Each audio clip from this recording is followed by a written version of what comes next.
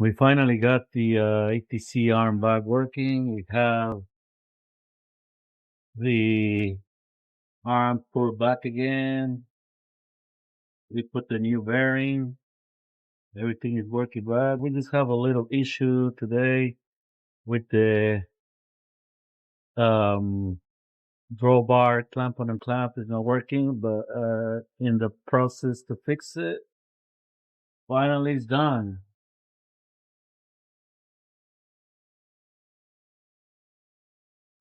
No more dropping, no more dropping tools.